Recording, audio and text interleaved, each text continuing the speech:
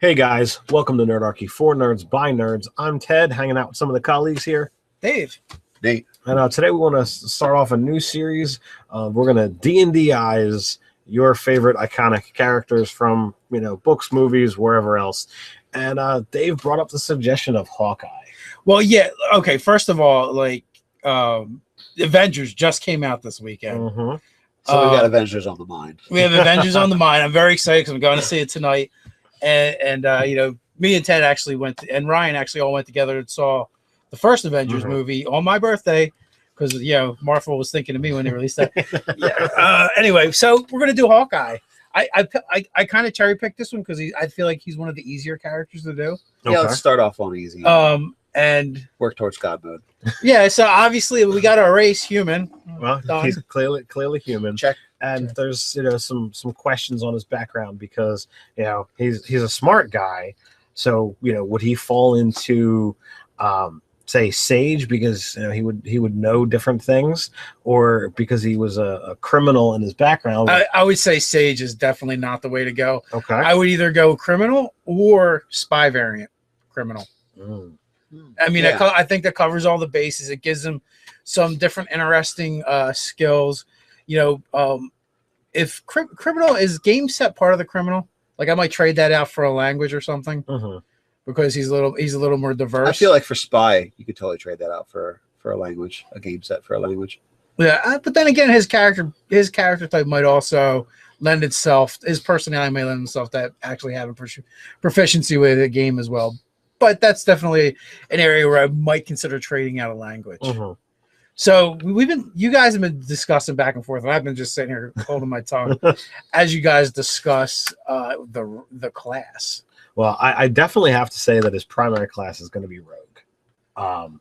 I think with his with the amount of one shots that he does, I would say he's got sneak attack. And he's probably gone the assassin route because of his background, because of his ranged dropping dudes with one shot. That's where I would probably lean. He's just using his assassin abilities for good. he's targeting the bad guys. He's targeting people through the eye socket for good, for justice. For justice. And what were you thinking, Nate? Well, I would go that he has some rogue levels, but I mean he's obviously not a third level character. So I'm going to also say that he has to have some fighter or something that's going to give him more expertise in archery. And that fighting style archery, that the +2 that Rogue does not get.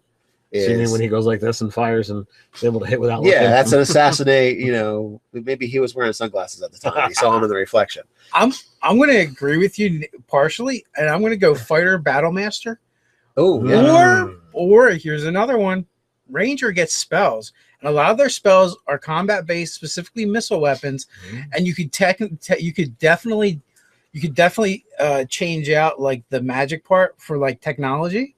Okay, yeah, if you techno magic it, because they have an ensnaring shot where you shoot them and they. Well, there's ensnaring strike, but that might only be melee weapons. Yeah, but I did I considered that one too, and thought about how you might use that, and which leads me to start thinking about feat selections. But the ranger spells are like lightning arrow. There's the one where you hit one target and then everything around it gets hit. Yeah, which could be flavored towards exploding. And then the ranger multi-attack ability. What is it? Which one? It does the extra die 8 points of damage. Colossal Slayer. Colossal Slayer. So there is definitely ways to ranger to get up your damage and also do a lot of mass damage. That's true. But unfortunately, the only place to get the really good trick shots from are Battle Master. Now but what you could do is you could take his feats. Well, I think you can only take it once though, so that would only be 1 feat with the to get the Battle Master ability. Yeah, to get maneuvers, and so that would only give you a couple. Can you take it multiple times to get more? I don't think so. I mean, it would have the nice effect of increasing your damage. Just look at that while you guys are talking. It would have the nice effect of increasing your damage and giving you the ability. But like I said, when you take it, I think you only get 2 of them. Right. I think you're right there. And so the Battle Master, there's definitely a lot of things that would lend itself. So could he be a fighter battle master, a ranger hunter, and rogue? No, you lose too much. I wouldn't go that route because I feel like those higher level ranger spells. Yeah, you're gonna lose those cooler ranger. Yeah, that's attacks. true. That's true. I would maybe consider 3 or 4 levels of fighter in order to get to take Battle Master, because then I think you get either 2 or 3. You get 3. You get 3 maneuvers, and then if you take that feat one time, that's 5 maneuvers. I think you're pretty much covered. Yeah, I think that at that point, and your new superiority die would be the same as your old. Right. So again, now he's got a bunch of ways to increase his damage, and then when you start getting into the ranger spells, and it gives you an extra superiority die if you already have one. Yes. If you already gained them, so you get another. So you basically be more, even though lower level battle master, you get extra dice to be able to use for. Yeah, they get 4, so that's 5 dice per short rest. That's decent. It's not bad. I feel like a lot of the and then I really just like the ranger spell selection for the trick arrows. What do you call it? Respecking the spells for his technological arrows. I think that's a really cool reflavor. And the quote unquote, let me push the buttons and have the quiver shift is his, like, I'm casting this spell. Yeah. Well, and not only that too, but then you just look at the ranger abilities. What level does the ranger get multi-attack? Like, it's high, but as long as it still falls under that, which is really cool, pick one target and hit everything near it. So you mean the spell? Or... No, it's a ranger ability. It's part of the fighting style from Hunter.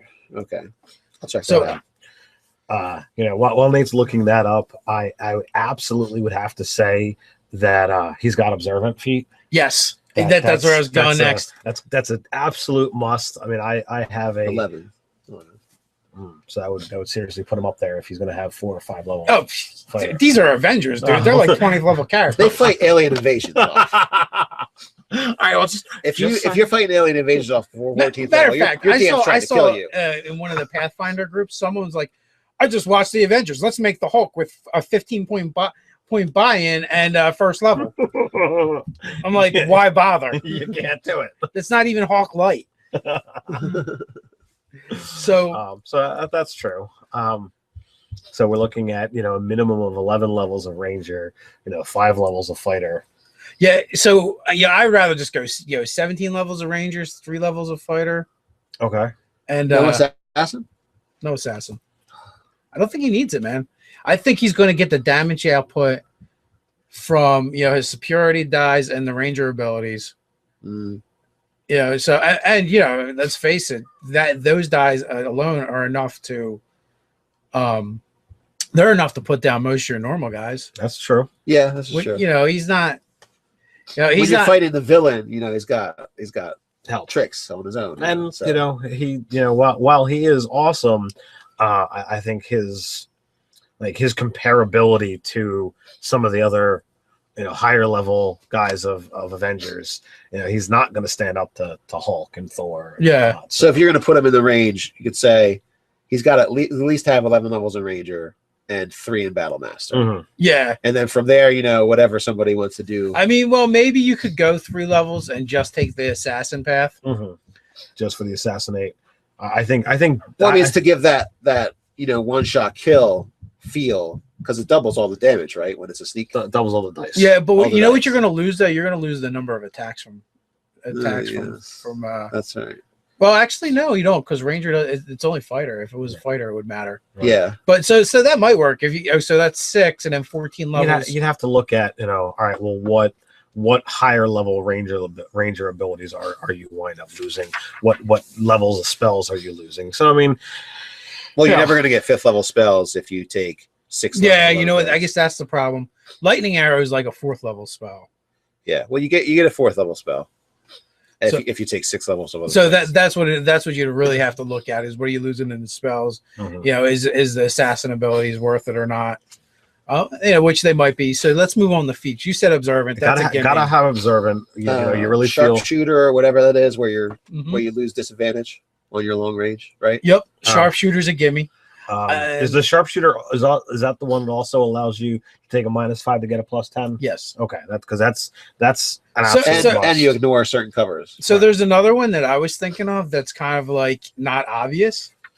I was thinking Tavern Brawler. See, I was thinking alertness. The reason I was thinking Tavern Brawler is it would make improvised weapons, make you proficient with improvised weapons. So he can actually use his bow as an attack weapon. He uses bow or the arrows themselves holding them. Oh yeah. Yeah, I think that.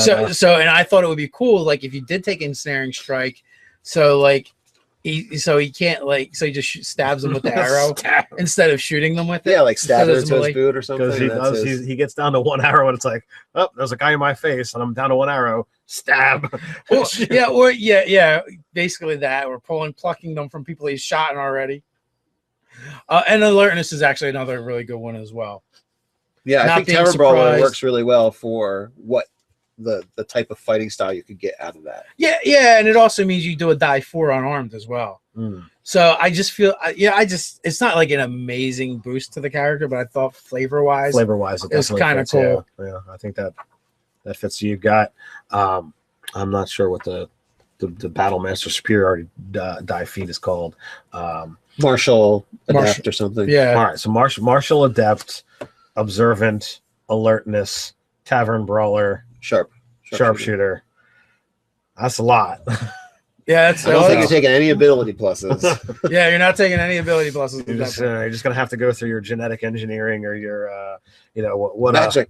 Well, essentially, you definitely go with the variant human on that one. I think with this kind of thing, you can't go with just the standard array. You're gonna have to deal with these guys are statted out better than your average person because they are superheroes. Well, I mean, that's true too. I mean, you could just assign it. Like for this instance, what we're doing, you just assign the abilities. But because the idea is we're just trying to duplicate, the powers. Yeah, the powers, the character, how that character might look. Yeah, if you wanted to D&D kill your character party sheet. with this as a DM, then you can stat them up and send them in. Your evil party. Yeah. That's true. Let them. Oh yeah, I'll let you guys play evil characters. No problem. So I think we've covered Hawkeye. I can't think of anything we might have missed. I mean, I'm sure there probably is stuff, and you guys will let us know down in the comments below. While you're at it, like, subscribe, and even share. You can check us out on nerdarchy.com. You'll just join the conversation over on Reddit. So until next time, stay nerdy.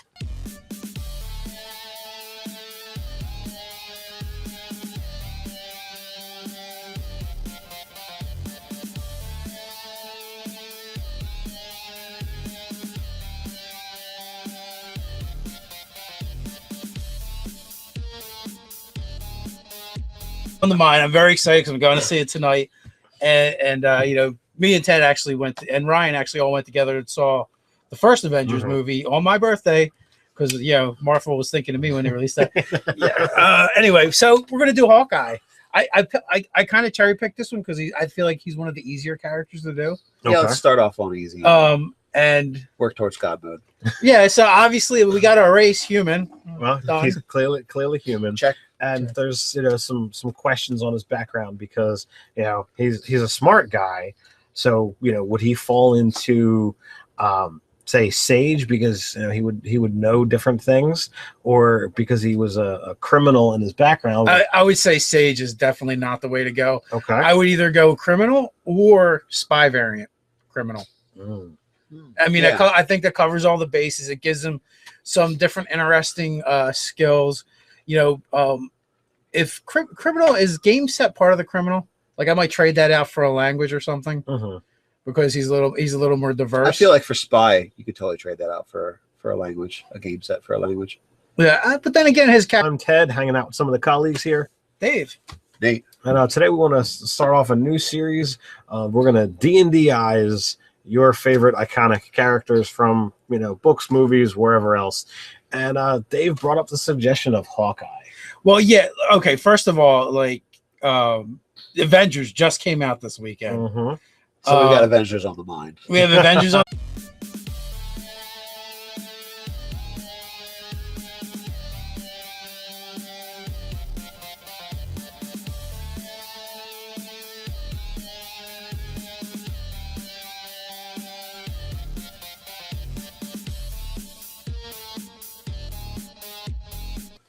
Hey guys, welcome to Nerdarchy for Nerds by Nerds.